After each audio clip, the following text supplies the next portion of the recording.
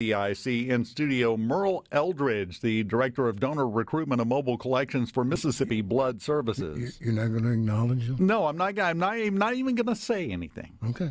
Just going to let it go. It was well done. It speaks for itself, right? Merle, how are you? That's a loaded question, isn't it? It is. Personally, I'm wonderful. Professionally, it's pretty tough right now. Well, in the middle, and we've had an ongoing problem with keeping up with the needed blood supply for a couple of years now, several years. Then you have Hurricane Ida come in, so you can't collect anywhere for most of a week.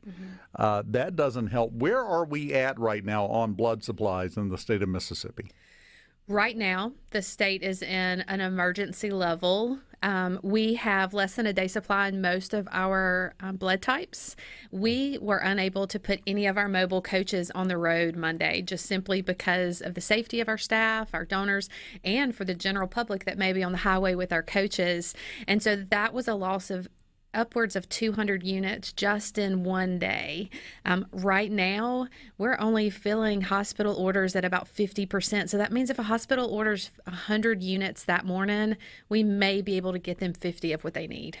So what you're saying is if someone's in the hospital or the people that are in the hospital, half of them are going to be able to get the blood they need.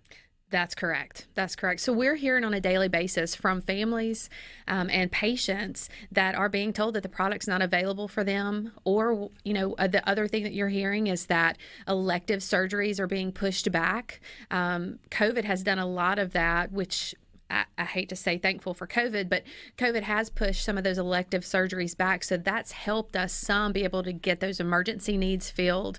The sad thing is the O negative blood type, which is our shelves have stayed empty for almost a year. As soon as we can get it in, we're sending it right back out to our hospitals. Should there be a serious car accident, that could require anywhere from 50 to 100 units of blood.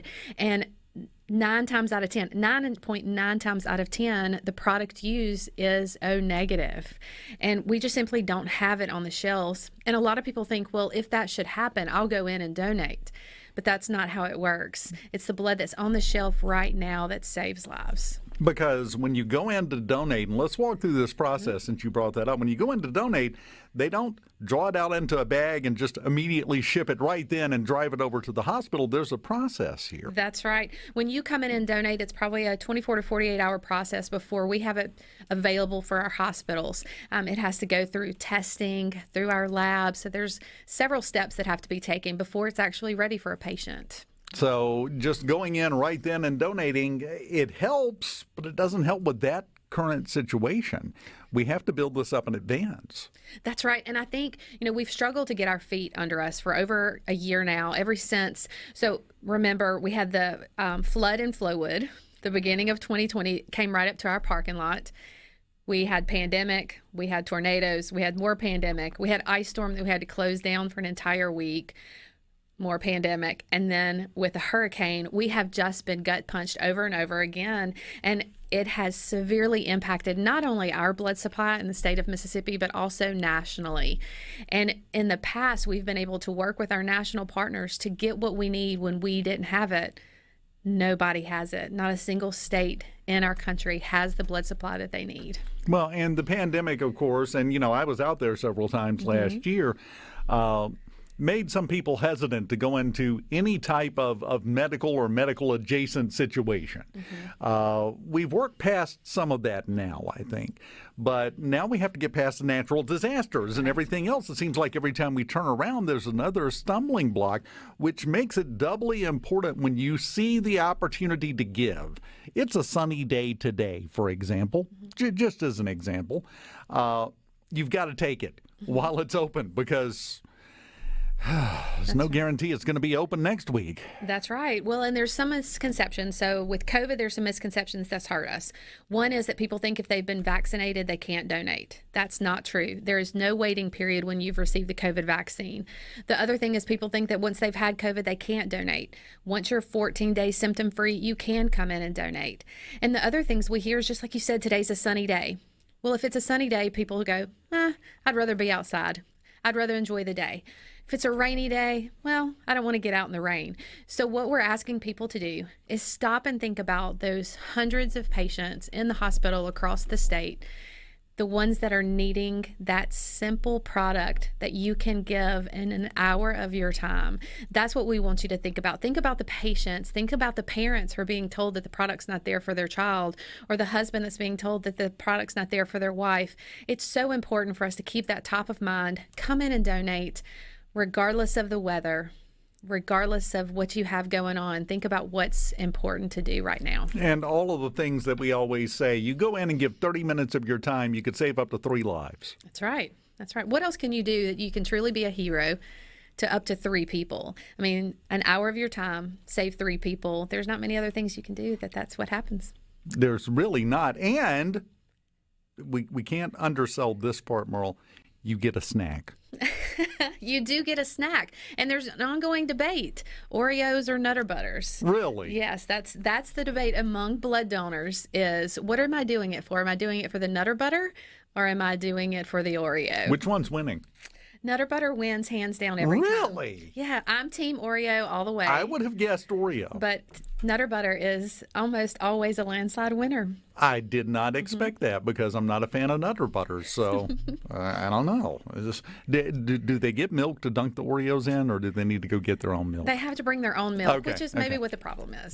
See, I have identified a problem in your workflow, Merle. That's You right. correct that, and Oreos may surge right back up to the front. That's true. We're joking about this, but this is a very serious situation. It has been for a while, and I made the comment the other day that I feel like I've been talking about a critical blood shortage pretty much my entire 40-year career in radio. That's what it feels like some days.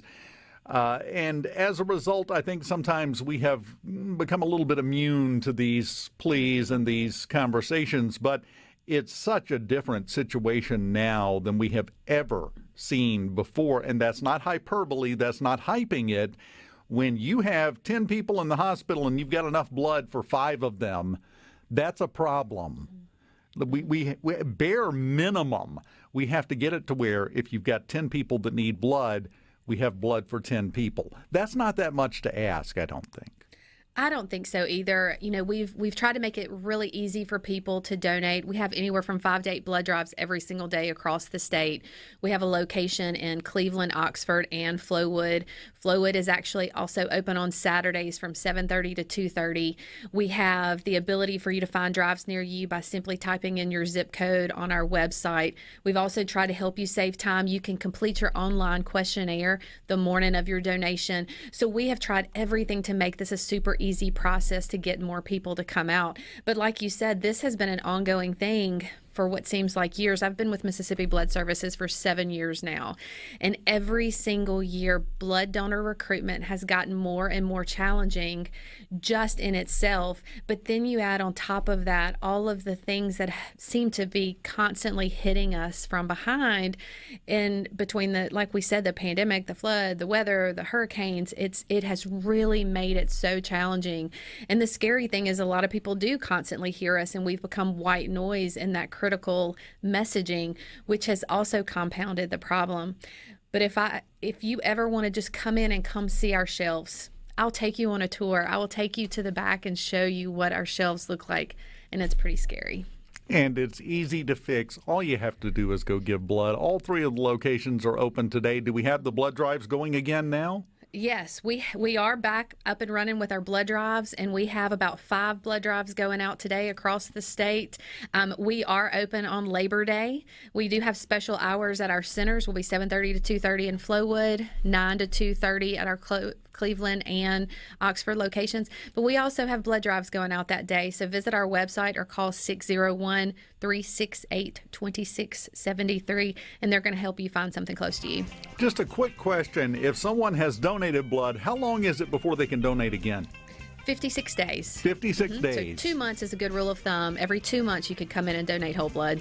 Fantastic. Merle, I always enjoy seeing you. Thanks. Do me a favor, lower this woman's stress level, will you? Just a little bit. Go give blood. That's all it takes. You go do that, you're going to save up to 3 lives and let Merle sleep at night. That's all we're looking for here. It's not a lot to ask. Oh, man. Well, hopefully we're going to pick it up now, okay? That's what we're shooting for. Merle Eldridge with Miss